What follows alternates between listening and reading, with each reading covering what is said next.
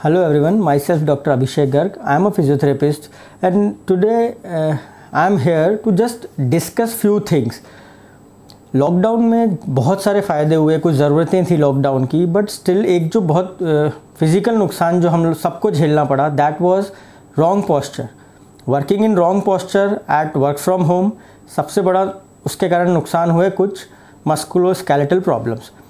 उसमें एक बहुत कॉमन रही नेक प्रॉब्लम, नेक पेन या सर्वाइकल पेन. खास रीज़न रॉन्ग पोस्चर में सिस्टम पे वर्क करना, रॉन्ग पोस्चर में लैपटॉप यूज़ करना and may be wrong posture में सोना. तो बेसिकली हम आज बात करेंगे कि किस तरीके से अपने वर्किंग एनवायरनमेंट को हम एफिशिएंटली कर सकते हैं, जिसको कि टेक्निकली हम अर्गोनॉमिक बोलते हैं. तो अर्गोनॉमिकली हम अपने वर्किंग एनवायरनमेंट को किस तरह मोर एफिशिएंट बना सकते हैं, जिससे कि minimum and least musculoskeletal injuries हमें हो. तो नंबर वन, सबसे पहले हम बात करते हैं सिस्टम की. So if we see this is a monitor and if we are sitting in front of monitor, so सबसे इम्पॉर्टेंट बात ये होती है कि मॉनिटर की जो स्क्रीन होती है that should be at your eye level और eyebrow level, जिससे कि आपको ना ज़्यादा नीचा देखना पड़े ना ज़्यादा ऊपर देखना पड़े. क्योंकि अगर हम बहुत नीचे देख के रेगुलरली एक पोजीशन में वर्क कर रहे हैं तो इट मे कॉज स्ट्रेस और सर्वाइकल स्पॉन्डिलोसिस और muscle spasm. So number one is this comes the screen. Secondly comes your keyboard या keypad.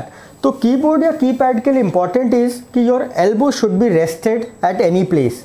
Your elbow should be rested at any place so that आपके ये जो muscles हैं this will be relaxed. अगर elbow rest ना हो के हम इस तरीके से वर्क करेंगे तो सारा स्ट्रेस हमारे नेक की मसल्स में आएगा, जिससे कि मसल टाइटनेस, मसल स्पाज्म या नेक पेन हो सकता है. इस वर्किंग एनवायरनमेंट को एफिशिएंट बनाने के अलावा एक और काम हो सकता है, जो कि है कि हम अपने मसल्स को या अपने जॉइंट्स को किस तरीके से एफिशिएंट रख सके. So number one, try to keep moving your joints. I mean अगर आपको लंबा टाइम तक काम करना है तो एक 20 से 25 मिनट बाद take a small break of hardly a minute and just do some neck movements like moving it on the left side, moving it on the right side, looking up, looking down, rotating it to the left side, rotating it to the right side. इस तरीके से आप कुछ repetitions कर सकते हैं. Secondly, most important is the tightness of this muscle. तो उसके लिए हम you can hold it from here and you can stretch your neck. You can hold it here, you can stretch your neck, hold for 5 seconds and release it. Same you can do on another side. You can hold it and do for 5 seconds and relax. You can repeat it several times, maybe 4 to 5 times. After that, you need to stretch your upper back muscles. For that, you can just stretch this way and relax. You can just stretch this way and relax. Again, you can repeat it 5 to 10 times.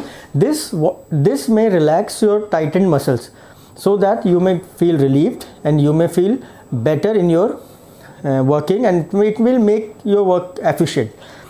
Even if अगर ये हो जाता है, मान लो अगर आप सब करने के बाद या आप किसी कारण से आप ध्यान नहीं दे पाए, ये प्रॉब्लम आपको हो गई, तो डेफिनेटली आप फिजियोथेरेपिस्ट के पास जा सकते हैं. And today I will show you what all physiotherapy treatments are in the option और आर इन द लाइन. अब जब हम बात ट्रीटमेंट की करते हैं तो ट्रीटमेंट में हमें कुछ चीज़ों का ध्यान रखना होता है. ध्यान का मतलब कि गोल क्या होना चाहिए ट्रीटमेंट का. नंबर वन, इस मसल को रिलैक्स करना या और भी कोई मसल्स जो कि स्ट्रेस्ड आउट है उस मसल्स को रिलैक्स करना. तो उसके लिए भी वी हैव मैनी ऑप्शंस. सो सबसे पहले जो ऑप्शन मैं चाहता हूँ या मैं यूज़ करने वाला हूँ, that is a instrument assisted soft tissue release.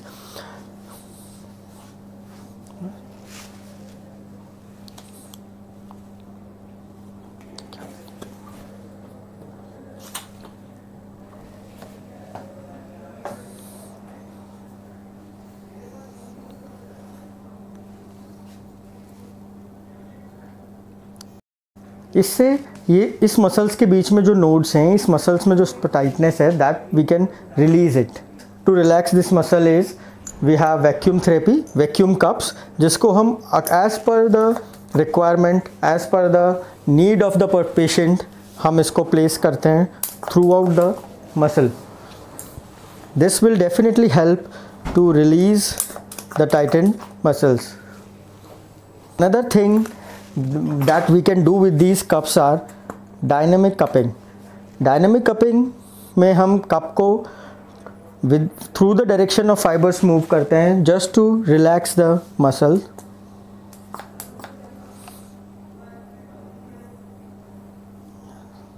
Now another equipment that we have to release this muscle. अब अल्टीमेटली जब हम मसल को रिलीज़ करना है तो कभी कभी कुछ नोड्स, कुछ मसल फाइबर्स टाइटन रह जाते हैं. उसके लिए हम ड्राई नीडलिंग टेक्निक यूज़ कर सकते हैं. तो इसके लिए हम यूज़ करते हैं बहुत हल्की माइन्यूट 0.25 mm की नीडल्स.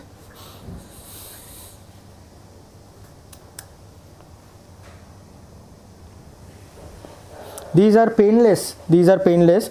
कभी कभी देखने में हमें लगता है कि शायद नीडल्स हैं तो पेनफुल होंगी, but these are very painless because उसका रीज़न है कि ये इतनी माइन्यूट हैं कि अक्सर सेंस नहीं होती.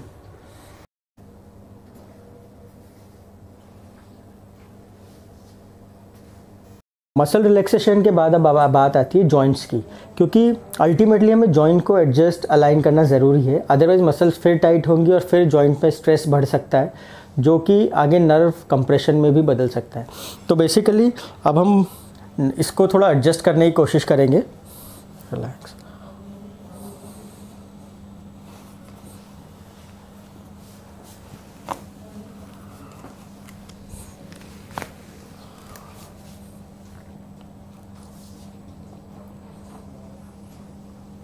तो ये सारे ऑप्शंस हैं. Every physiotherapist have their own ways of treating. ये सारे ऑप्शंस हम फॉलो कर सकते हैं या ऑप्ट कर सकते हैं to treat the problem. But सबसे अच्छा यही रहेगा कि प्रिवेंट करें, क्योंकि prevention is always better than cure. So अगर हम शुरू से बात करें तो एर्गोनॉमिक्स का ध्यान रखें, मसल स्ट्रेचिंग करते रहें. फिर भी हो जाए तो physiotherapist are always there to help you out. And thank you for watching me.